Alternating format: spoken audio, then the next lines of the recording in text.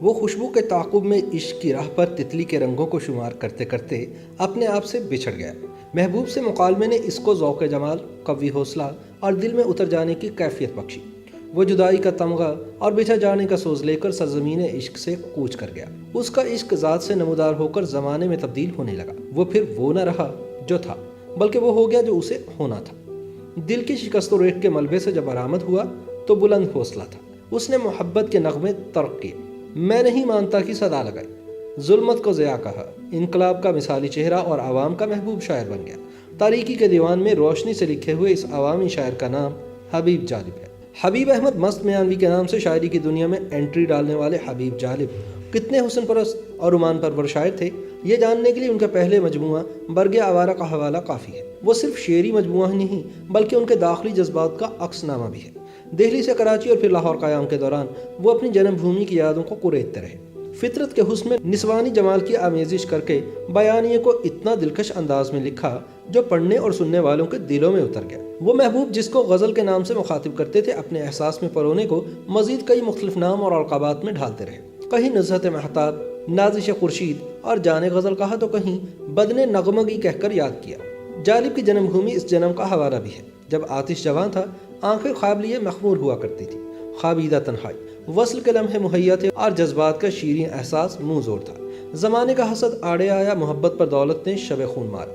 ہند سے حروف پر فاتح ہوئے، عشق ہار گیا، سماج کی فتح ہوئی، لیکن اس لمحہ کمزور سے بغاوت نے جنم لیا۔ ایسی بغاوت جس نے محبوبیت کو نہ ماننے کے نعرہ مستانہ جیسی انقلابیت کے رنگ سے بدل دیا۔ جمہوریت کی آبرو اور عوام کا شاعر ہونا اس کا مقدر ٹھہرا۔ اپنے محبوب کے لیے رخصتی کے عنوان سے نظم لکھی جو ہارے ہوئے محبوب کا رزمیہ ہے۔ لکھتے ہیں، تو کلی نزہتوں نکہتوں میں پلی، چھوڑ کر شہر گل سوئے صحرا کو چلی، وہ سلگتا دیا تو سحر کی کرن، سوچتا ہوں یہی کیسے بہلے گا من، دھڑکنوں کو سکون کیسے بخشے گا دھن، لوگ تجھ کو کہیں گے نصیبوں چلی۔ جالب کے پہلے مجموعہ برگ آوارہ میں ان کی داخلی زندگی کے اوراق بکھرے پڑے ہیں۔ محبوب کی ادائیں، خدوخال، دلکشی، جاذبیت، حسن کے دیگر کرشمے اور انکہی باتوں کا تفصیلی احوال ملتا ہے۔ حبیب جالب نے محبوب کو پردے میں جہاں کئی القابات سے مخاطب کیا، وہیں کئی دیگر حسین، ذہین اور دلکش خواتین کو تخلیقی خراج بھی پیش کیا۔ کہیں ممتاز بازبان نظم تو کہیں اداکارہ نیلو کی خودکشی کو رقص زنجیر پہن کر بھی کیا جاتا ہے کو نظم کیا۔ گلوکارہ نور جہاں اور لتا منگیشکر پر خراج کے پھول برسائے تو کہیں فریدہ خانم کے ترنم کو بیان کیا۔ مثال کے طور پر یہ دو اشعار، جس کی آنکھیں غزل، ہر ادا شعر ہے، وہ میری شاعری ہے، میرا شعر ہے، وہ حسین زلف شب کا فسانہ لیے، وہ بدن نغمگی، وہ قبا شعر ہے۔ عوامی شاعر حبیب جالب 24 مارچ سن 1924 کو ہندوستان کے ضلع ہوشیارپور کے علاقے میانی افغانہ میں پیدا ہوئے۔ غربت و افلاس کے ماحول میں آنکھ کھولی، والد اور بڑے بھائی سے شاعری ورثے میں ملی۔ پہلا مجموعہ برگ آوارہ کی اشاعت میں چھوٹی بہن کا کردار تھا۔ اس نے ان کے بیکار کاغذ کے پرزے جمع کیے جن پر ان کی زیادہ تر شاعری لکھی ہوتی تھی۔ قیام پاکستان کے بعد ہجرت کر کے کراچی پہنچے، یہاں سے کئی شہروں سے ہوتے ہوئے لاہور میں مستقل طور پر مقیم ہو گئے۔ پہلے وہ اپنا نام حبیب احمد مست میانوی تخلص کرتے تھے، جب بعد میں حبیب جالب ہو گیا۔ پاکستانی صحافت سے بھی علاقہ رہا، فلمی دنیا سے بھی جڑے رہے۔ ایوب خان اور یحییٰ خان کے مارشل لاء نافذ ہونے پر بطور متحرک سیاسی کارکن اور حساس دل رکھنے والے شاعر کے بھرپور احتجاج کیا، نتیجے میں جیلیں بھگتی۔ مادر ملت فاطمہ جناح کے جلسوں میں اپنی شاعری ترنم میں پڑھنے سے شہرت کا پروانہ ان کے نام جاری ہوا۔ جدوجہد کے دنوں میں ضیاء الحق اور بھٹو کا جبر بھی سہا، بے نظیر بھٹو سے قربت رہی۔ پرویز مشرف کے دور میں بھی وکلاء تحریک میں ان کی شاعری کو احتجاج کے طور پر دوبارہ دہرایا گیا۔ انہوں نے خواتین کے ایک جلسے میں ان پر برسنے والی لاٹھیاں اپنے جسم پر سہیں۔ اس منظر کو معروف فوٹوگرافر اظہر جعفری نے کیمرے کی آنکھ میں محفوظ کر لیا تھا۔ وہ تصویر اب ایک تاریخی حوالہ ہے۔ حبیب جالب کی شعری نسخہ جات اب کلیات کی شکل میں قارئین کے لیے مارکیٹ میں دستیاب ہے، جبکہ ان کی سوانح عمری جالب بیتی بھی شائع ہو چکی ہے۔ حبیب جالب بطور بیٹے اور بھائی فرمانبردار، بطور شوہر ملنسار اور محبت کرنے والے، اور بطور والد شفیق رہے۔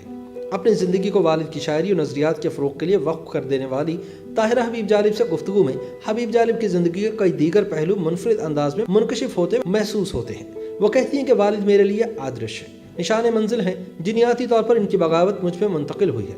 بچے ماں کی لوری سن کر سوتے ہیں، ہم نے اپنے والد سے لوری سنی۔ وہ گھر میں والدہ اور بہن بھائیوں سے انتہائی دوستانہ انداز میں گفتگو کرتے، ہنسی مذاق کرتے۔ انہوں نے زندگی کی تلخیوں کو اپنے شعری ڈھال سے روکے رکھا، ہم سے ہمیشہ اچھے دوستوں جیسے مراسم رکھے۔ یہ الگ بات ہے کہ زندگی اور سماجی رویوں نے جہاں ایک طرف انہیں شہرت دی تو دوسری طرف ان کے روح پر کچوکے بھی لگا۔ वो जब जेल जाते तो पूरे मोहल्ले को पता होता था। हम दुकानदारों से राशन ले लिया करते थे और उनको खबर होती थी कि जब इनका वालिद वापस लौटेगा तो इनका कर्ज भी अदा हो जाएगा। अपने अय्याम असीरी के दिनों में जब इनकी बेगम मुलाकात को आई तो गुफ्तगू में खान की परेशानियों का जिक्र भी निकला और मौज़ूआत भी ज़ेर बहस आए। इस पर उन्होंने एक नज़्म बउनवान मुलाकात लिखी, जिसका इक़्तिबास यूँ है। जो हो न सकी बात वो चेहरों से आया थी, हालात का मातम था, मुलाकात कहाँ थी। उसने न ठहरने दिया पहरों मेरे दिल को, जो तेरी निगाहों में शिकायत मेरी जान थी। हबीब जालिब जैसे शायर किसी भी समाज का ज़मीर होते हैं। ज़माने हाल में जालिब की शायरी हस्बे हाल है। वो ज़ात से ज़माने तक मोहब्बत और एहतजाज के हसीन रंगों से मुज़य्यन ऐसे अल्फाज को तराशते हैं जैसे कूज़े में दरिया बंद कर दिया जाए। वो मुआशरे की तोड़ फोड़ से दिल गिरफ्ता भी होते हैं और आमराना ताकतों के सामने मुज़ाहमत भी करते हैं। मगर सबसे बढ़कर ये बात है कि ज़िंदगी ने जब तक इनसे वफा की, वो बंगाल और पंजाब में रह जाने वाले दिलकशी और हुस्न की यादों को सरगोशियों में दोहराते रहे। बुलंदबांग लहजे के पीछे एक मासूम शख्स था जो खुशबू के ताक़ुब में इश्क की राह पर तितली के रंगों को शुमार करते करते अपने आप से बिछड़ गया।